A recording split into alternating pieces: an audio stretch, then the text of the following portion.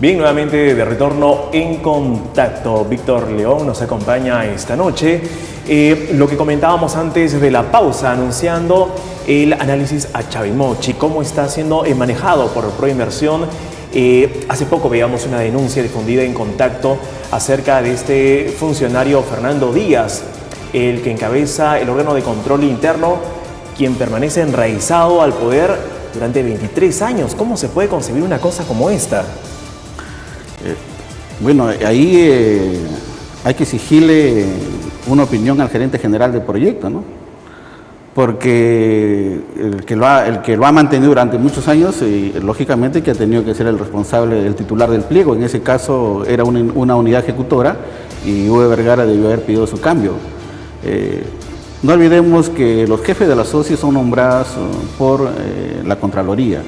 Y por lo tanto la Contraloría también tiene una responsabilidad al haber permitido que un funcionario que ellos normalmente rotan cada 4 o 5 años se haya mantenido en un puesto durante muchos años, ¿no? ¿Qué podría originar un jefe de la OSI cuya permanencia es durante tantos años? ¿Qué podría generar eso? Yo creo que puede generar una falta de objetividad, ¿no? En tanto que ya estar permanentemente en un cargo por cerca de 20 o más de 20 años, evidentemente te genera otro tipo de relacionamiento con el entorno y te hace también perder una visión un poco más objetiva de lo que significa la administración y la gestión. La administración pública exige que la OSI sea un instrumento de acompañamiento, de fiscalización y de supervisión, ¿no? Entonces, si yo he estado muchos años ahí, habría que ver cuáles han sido los resultados de ese acompañamiento. No olvidemos de que, por ejemplo, las irregularidades que se han podido detectar en Chavimochi, más que ser detectados por la OSI, han sido detectados por los sindicatos y por los mismos trabajadores. ¿Y dónde estaba el OSI? Y en este caso, por ejemplo, si no veamos la denuncia sobre los canales integradores, ¿no? Canales integradores donde prácticamente ahí ha habido un desacierto en el diseño de ese proyecto, pero que sin embargo al funcionario solamente le han dado un castigo de 30 días y lo acaban de premiar nombrándole en una sugerencia, ¿no? Entonces yo digo, ¿dónde está el papel de la OSI, ¿no? Porque no solamente las recomendaciones deben ser de castigo hacia funcionarios, sino de abrir procesos contenciosos, ¿no? Ahora este jefe de la OSI figura en una relación de funcionarios que están demandando el mismo proyecto por una suma en total de 22 millones de soles. ¿Cómo se puede encontrar una respuesta lógica a eso? Yo creo que ahí el procurador del gobierno regional debe asumir un papel un poco más activo en ese nivel, ¿no? No lo está haciendo definitivamente. La Procuraduría debe tratar de preocuparse por esa serie de denuncias que se han generado a través de una serie de funcionarios, ¿no? Y ver si estos se ajustan a ley. Si se ajustan a ley, no tenemos nada que hacer nosotros, cumplir con la ley y pagarle lo que los trabajadores o los funcionarios demanden, ¿no? Pero en todo caso esto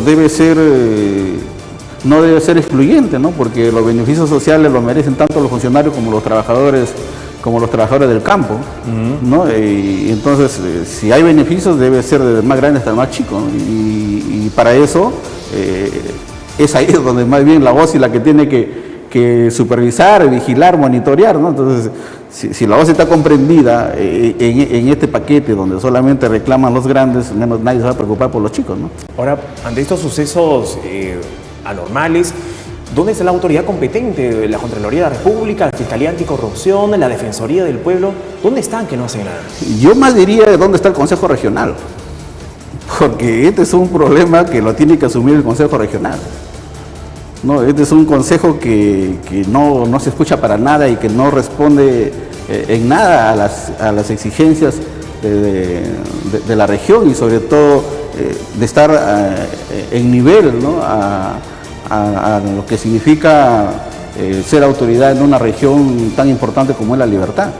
Y yo creo que ahí tienen ellos que revisar mucho el tema y pensar de que la gestión no solamente es el presidente regional, no es que yo quiera salvar el nombre del ingeniero Murgia, pero el presidente regional es un representante político, claro, es el responsable de todo el pliego presupuestal de la región, ¿no? Pero las unidades ejecutoras se manejan como unidades administrativas con presupuesto propio y lógicamente es ahí donde el nivel de fiscalización tiene que ser un poco más minucioso.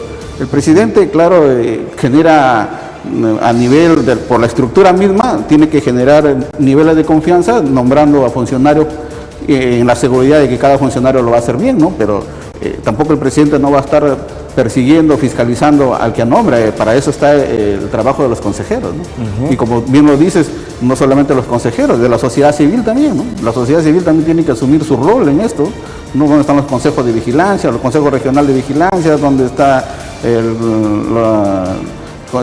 Consejo de Coordinación Regional, ¿no? Donde está la Fiscalía, donde está la Procuraduría, que también tiene que asumir un papel, y en todo caso, yo pienso que también dónde está el gerente general de la región, ¿no? Porque el gerente regional de la región es el responsable administrativo de toda la región y de todas sus unidades ejecutoras. Ahora, la concesión de esta obra pública, ¿sería favorable o desfavorable? Mira, la concesión como se está manejando en estos momentos es preocupante para la Libertad. ¿Por qué? Y yo como liberteño tengo que poner en mi preocupación hacerla pública por los problemas que se pueden generar después, ¿no? En primer lugar, es lamentable que Proinversión haya tratado de capturar todo el proceso y le haya quitado o lo haya sacado de las manos del gobierno regional. Uno. Dos, es mucho más lamentable que Proinversión haya retomado el proceso de concesión de manera integral cuando Proinversión sabía, ¿no?, de que en el tiempo en que yo he sido presidente regional, prácticamente nosotros tratamos o iniciamos las gestiones para retirar el componente activo más importante de ese proyecto, que es la presa Palo Redondo, y hacerlo como obra pública. Y tanto así que tuvimos reuniones con el presidente Alan García, ahí me acompañó en ese momento el presidente del Congreso, Luis Alba, y algunos otros congresistas, y comenzamos a trabajar en reuniones con el Ministerio de Economía, en reuniones con Proinversión, en reuniones con el presidente del Consejo de Ministros, en ese entonces Velázquez Quesquén, para que la presa Palo Redondo se maneje como una obra de inversión, una obra pública. Esta obra pública iba a significar, en cierta manera, de que el Estado asuma en una confluencia o en una participación tanto del gobierno nacional como del gobierno regional toda la inversión de lo que significaba ejecutar esta obra, y por lo tanto mantener tranquilo el tema de las tarifas, ¿no?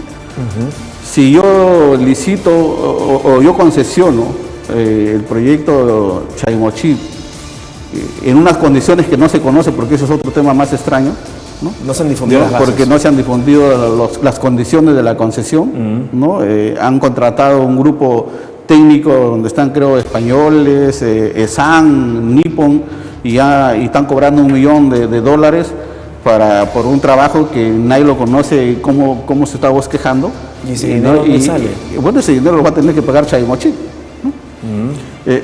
Cuando en Chaimochí y cuando en el mismo gobierno regional hay funcionarios para manejar este tipo de procesos.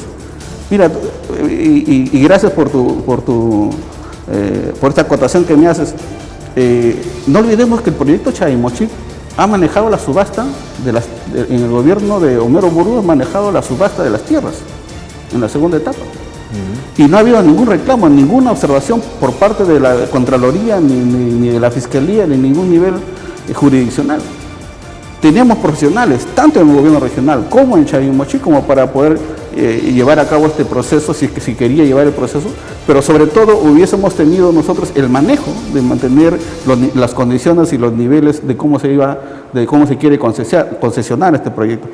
Yo planteaba en el tiempo que yo fui presidente regional, hacer la presa de Palo Redondo como una obra pública para satisfacer las necesidades de agua, ¿no? y atender las 40.000 hectáreas, ¿no?, de la primera y la segunda etapa que se quedaron sin suministro, e incorporarlos como esas áreas nuevas como a tierras agrícolas.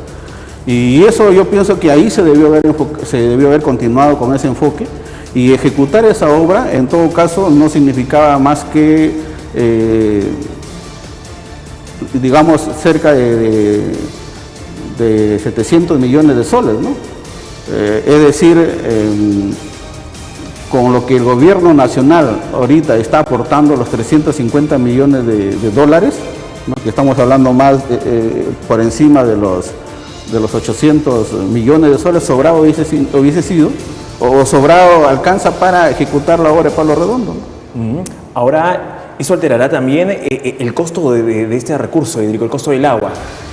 Por más que digan que no, esto evidentemente va a significar un aumento del precio del agua. Y no solamente del agua en tierra de cultivo, sino el agua en los sistemas de generación de energía eléctrica, de los proyectos de electrificación que tiene Chavimochic, y también va a significar el aumento del agua en lo que significa el consumo humano. ¿En qué porcentaje podría aumentar este costo? Mire, según lo que se considera en los estudios de prefactibilidad, el costo debe estar por encima del 50%. Yo pienso que el aumento debe estar por encima del 50%.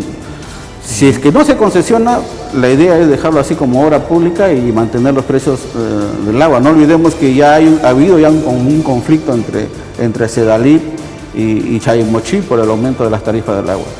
¿No? Estando un privado de promedio, lógicamente que el privado no va a tener las consideraciones sociales que puede bien manejar el gobierno regional o Chavimochic. En todo caso, yo me preguntaría, ¿por qué no concesionan Hidroandina, no? ¿Por qué el gobierno nacional no concesiona Hidroandina? Por eso yo acá hago mi llamado a los congresistas de la República, de la Libertad, hago mi llamado a mi amigo y compañero José Murgia, presidente regional, para que este tema lo socialice más, lo converse más, lo debata más en función a lo que conviene a la libertad y no nos dejemos avasallar por la propuesta que nos está haciendo Proinversión, que no hace más que, lógicamente, jugar también sus propios intereses y manejar los objetivos que pueda tener el presidente Ollanta. Mire usted, el presidente, este es un manejo que está, la concesión es un manejo nacional. No, acá la concesión no lo está haciendo el gobierno regional, ni tampoco es un problema que tenga que ver la gestión regional. La concesión es un problema que lo está generando Proinversión y lo está generando el Ministerio de Economía, y significaría, si se siguen los plazos, de que a partir del 1 de enero del 2014, ¿no? el privado va a tener prácticamente el manejo de las tarifas y lógicamente que a mediados de año los precios van a ser distintos. Claro que sí. Bien, y producción me indica que tenemos que ir a una breve pausa comercial. En instantes regresamos con más. Esto es Contacto.